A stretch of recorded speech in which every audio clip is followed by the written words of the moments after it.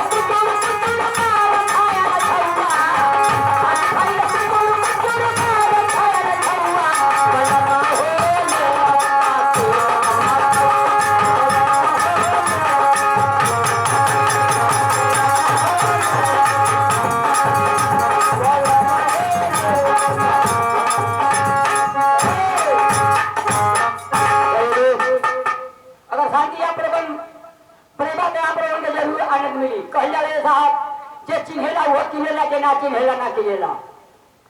जे चिन्हे हुआ कि नहीं जे ना चिन्हे ना कि नहीं 50,000 को होती है तो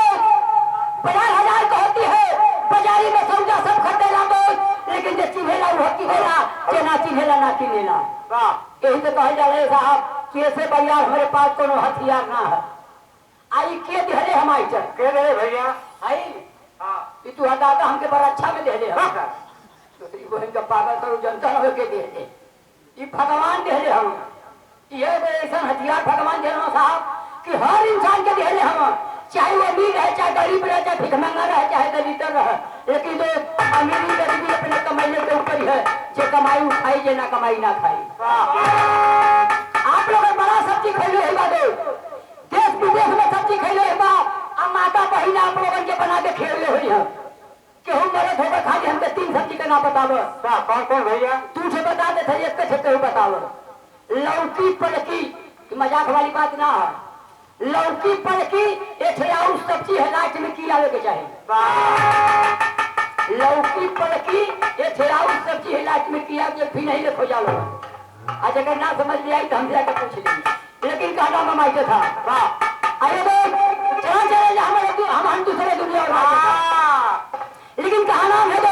किसी शायर ने कहा है कि बड़े बुजुर्गों का मैं एहतराम करता हूँ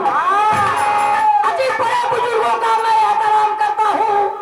मेरा रसूल है पहले सलाम करता हूँ अजीब देते हैं दुआएं बढ़ाते हैं मर्तबा अब बड़े अदब से बैठ करके मैं कलाम करता हूँ लेकिन कहा नाम है किसी शायर ने कहा है किसी शायर ने कहा है माइके साहब कि तू समझ कर ज्ञानी होकर चाहे मर्द का खानदानी हो अजी तू समझ कर ज्ञानी होकर चाहे मर्द का खानदानी होकर चाहे अब मेहरा सावर रहे चाहे तो करे चेहरा का पानी होके के चाहे आ गया है दोस्त किसी शायर ने कहा है ये जिंदगी कहू का मानत ना हो ये जिंदगी कहू का मानत ना हो और कयामत से पहले कयामत ना हो प्यार बड़ा सोच समझ लेकर याद ये लेकिन मोहब्बत के जेल से कबो जमानत ना हो आखिरी में लास्ट में किसी शायर ने कहा है क्या लिखा है माटे साहब कहूँ खून में जबात कहूँ नून में जाता अजी कहूँ खून में जबात कहूँ नून में जाता कहूँ सोना में जबात कहूँ चांदी में जाता कहूँ मजबूरी में आके अपन जवानी में जाता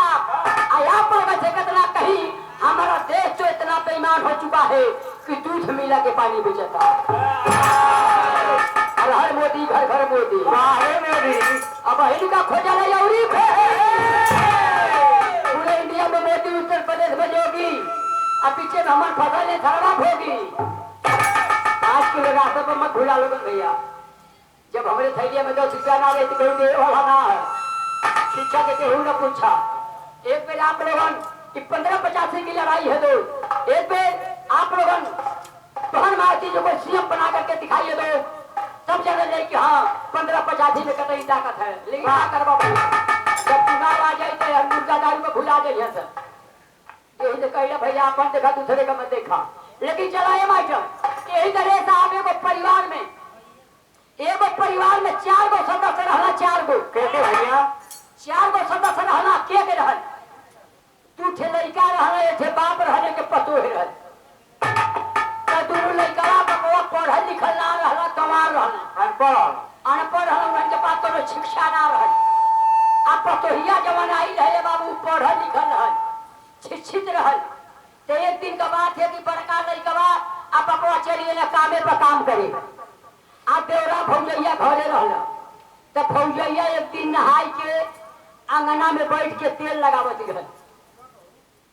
अरे के छुआ का तेल है कुल बताई दे, तेल तो कई प्रकार को होला। अंगना में बैठ के तेल लगावत रहल, तो देवरा गल तो करे भौजी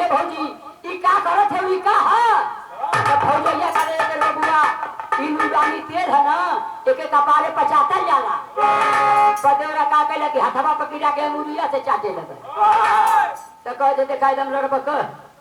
इके कली कपारे पचाते जाला, तो हाथे पकड़ा के अंगुरी से चाटत। तो ओकर भौजैया करे बतिया अपने इनके भैया से कह, अपने सैया से कह। जब ओकर मर्दा कामे पर से आयल, मेहरारू अपने मर्द के गई तो कहलक हो ई बतावा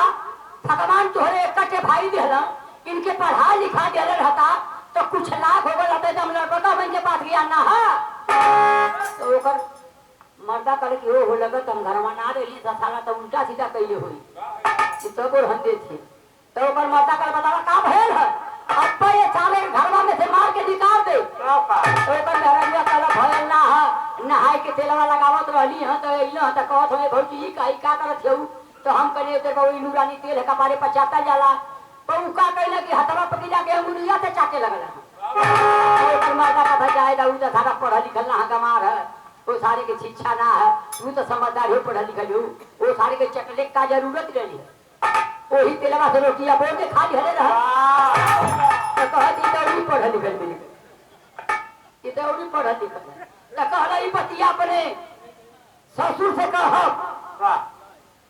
का नाम है देखा गुप्तदान महाकल्याण भैया की तरफ से। भैया कहीं भी अपने परिवार में सुखमय जीवन व्यतीत करें रोज। आई देखा भैया यहाँ 20 रुपया देवा तो वहाँ 40 रुपया पैबा, 100 रुपया देवा तो 200 पैबा। लेकिन मास्टर साहब जब ससुरा आयल कामे पर से पतोही बेचारी अपने ससुरे के कुड़ी में पानी लोटा में दाना लेके गई, लोटा में पानी कुड़ी में दाना लेके गई। ओकर ससुरा खैले पियला। पतोहिया करे बाबूजी हम आपसे कोई बात कहल चाहत है। तो ससुरा कहला बतावा का बात है? पतोहिया करे बाबूजी भगवान तोरे 2 ठे औलाद देहला, ये तू जानी के पढ़ा लिखा देले रहता तो कुछ लाभ हो गल, तो दोनों एकदम लड़बका हम के पास गया ना है। तो ओकर ससुरा कहत के भाई लगत है सारे दोनों गड़बड़ कइले हैं, पढ़े लिखे तब हमके कहत है। तो ओकर ससुरा कहला बतावा का भयल है? पतोहिया कहला भयल कहा नहा के तेल लगावा ते छोटा बाबू वही हां उ कथवा ई का कर धउ अंकल लुगाई तेल का बारे में चाटा जाला, कहू का कहने हता बगिरा का मुरिया चाटे लगला हां। यह बतिया पहुना से कहने पहुना का थमा ज्यादा उ सारा लड़का का पढ़ा लिखा ना है, वो सारे के चटले का जरूरत हो तेलवा से रोटियां बोल के खा ले रहा। तो ओकर ससुरा कथा जाएगा उ तो सारे दोनों पढ़े लिखल ना हवा गंवार हम, तू तो पढ़े लिखल तू चबू तो हमार घर बह जाई, ओही तेलवा से दलिया भुजले रह तू त खानावा घर खा ले रहा। तो कदे लाई तो उड़ी पढ़ा लिखल रब्बा कबा खटावे भैया। यही से कहत भैया का 2 रोटी आप लोगन कम खइया, 2 रोटी कम खइया, लेकिन लइकन के शिक्षा जरूर दिया लोगन, लइकन का भविष्य मत बिगड़िया भा। आइए तो चला तो लोग हम बड़ी पुरान बात बताओ थे कि कितने चला था 2025 आज तो लोग हम सन 5 सन 6 बात बताओ थे वो सन पैदा रहा लड़बा खावा मत नहीं सन 5 सन 6 में जब हमारे दादा के बियाह लगल आ कैसे लगल कैसे हो तोहरे माई से कैसे लगी बियाह आए बड़ा वही में हम ही अगुआ हम ही से हवाला पहले उठी का बिया रह हम अहू कहली कि बढ़िया से शादी बियाह ना करब तो गाँव वाले सारे मजा ली हके बैठे बाप सारा बढ़िया से बियाह ना कैल आए बाबू हम अहू गाड़ी घोड़ा कैली बरात लेके गईली एक दिन 3 जगह बरात लेके गईली। वाह कहाँ कहाँ हो अबे तू हम लेके जाई ना पैदा बतावा हमारे सर मरद है कि एक दिन 3 जगह बरात लेके गईली। कहाँ माई के नहीं भेले दादा के ससुराली अपने ने नियोगी वाह अरे महाराज और का बरात लगे में बराती में डीजे लगा है मैं डीजे और वही डीजे में आज से 50 साल पहले पर पूरी दुनिया का सुपरस्टार कलाकार एक नंबर का गाना बोले रहे इसका मुझे था इनके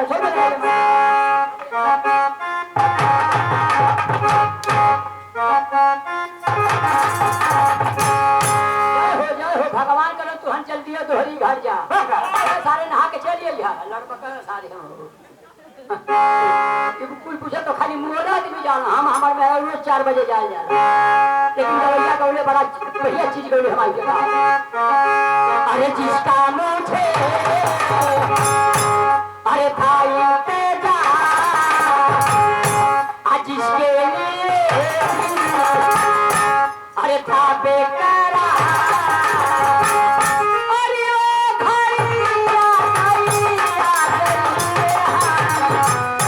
प्यार में हद से जाना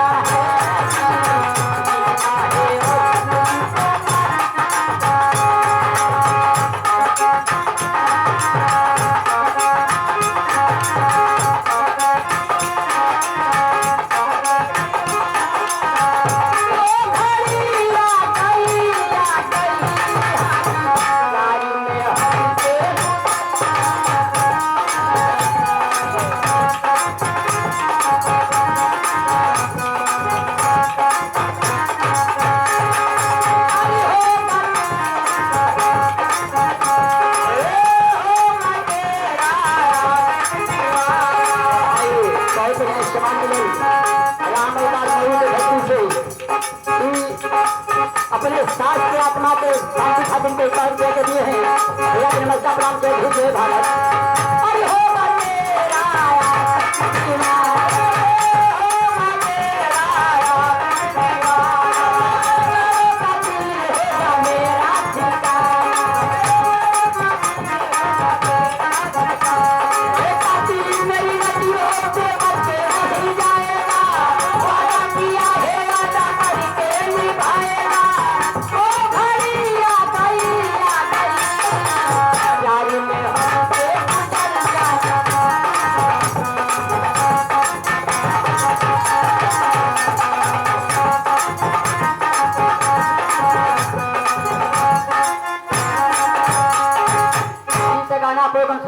गाना के आप लोगों ने आज वीडियो में पूरे परिवार के अंदर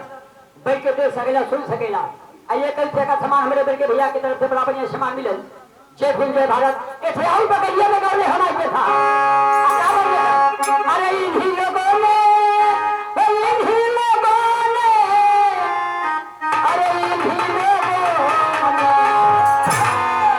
अरे इन्हीं लोगों ने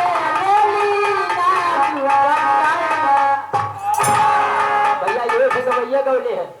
आया भाई भोजपुरिया वाले गाँव थे छोड़ा गौले है पलमुआ का बलना वाह ई कौन गाना रे सारे पलमुआ का बलना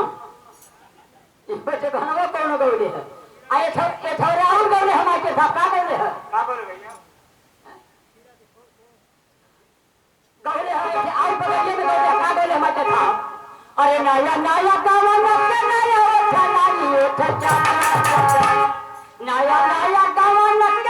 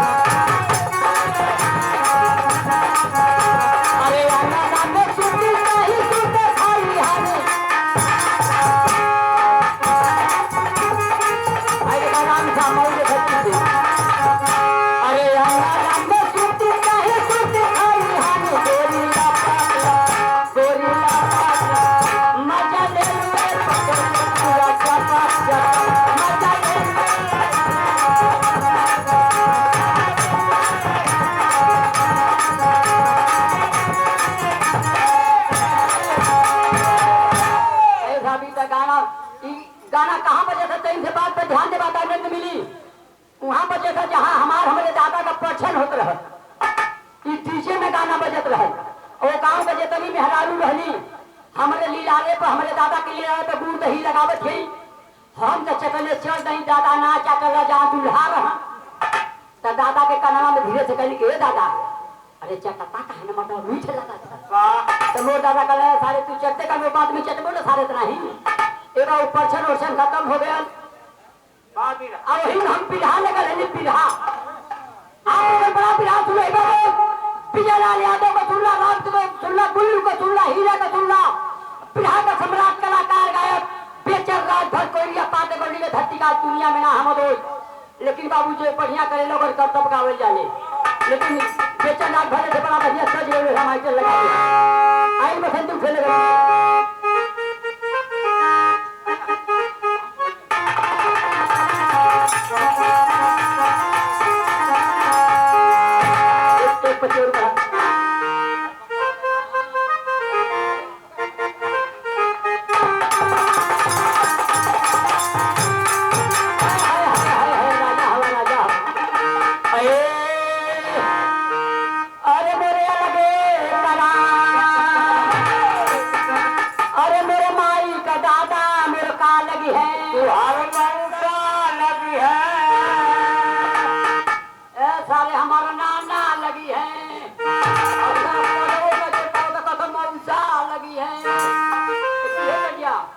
बड़ा करताल बजाने वाले देख रहे होगा आज कल करताल बजा के दिखाओ तो याद करवा के यहाँ कौन करताल बजा के दिखाइएगा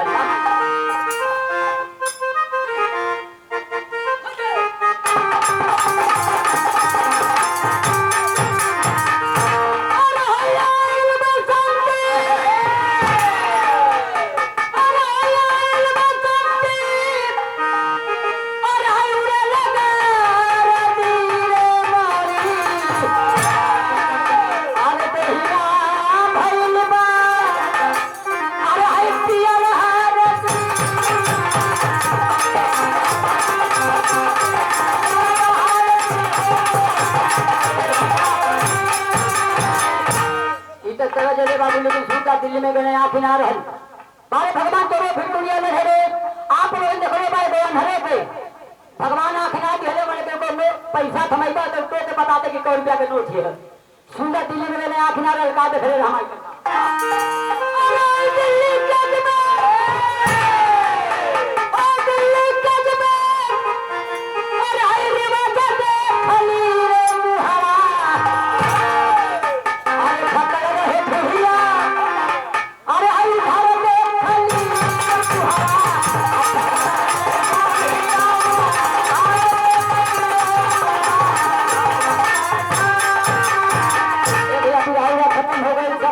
पानी खा के मिर्चा पी भैया मीठा खा के पानी पी भैया बाबू जब वही बेला में जब हमारे माई के विदाई भई हमारे माई 3-4 दिन का पानी छोड़ा दे रहे हमारे माई के दही हवा भई अच्छा करे कपाले पड़ेला वो बुझेला भाई तो हम माइये न जानी हां तो तोरे माई आई हमार माई भगा के ना आई तोरे माई ना जानी तू हर महीना चलना ले भाग के आई आई वो जब हमारे माई के विदाई भई हमार माई कैसे रोले हमारे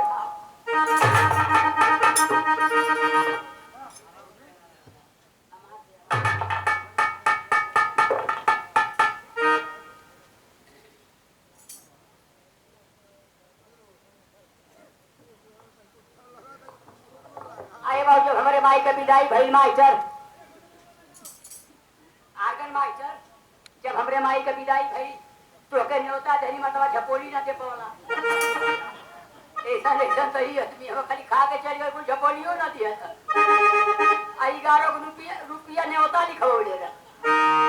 आए बाटे जब हमारे माई का विदाई भई हमार माई 3-4 दिन का पानी छोड़ा दे रहा हमारे माई का थुकवा ना घोटा तब माई से कहीं के माई जबरदस्ती घोटल कर ओकर तनु ये सुख गई ना हमारे माई का तोरे माई का ना अपने माई के बात बताओ आ कैसे हमार माई रोले रहा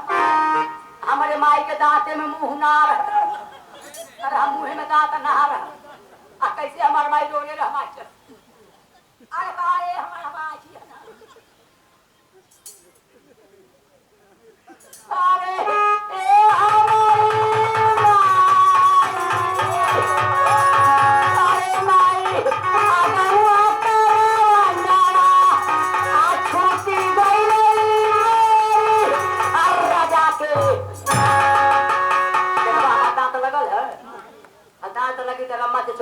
देहिया कमजोर भाई। अरे माई आधा पति धारा किया, अपन रखित ठौरा चपतो मोरी हर हई। अपना रुपो डॉक्टर माने कहिले है ऐ दवाई खातिर पैसा आ गया।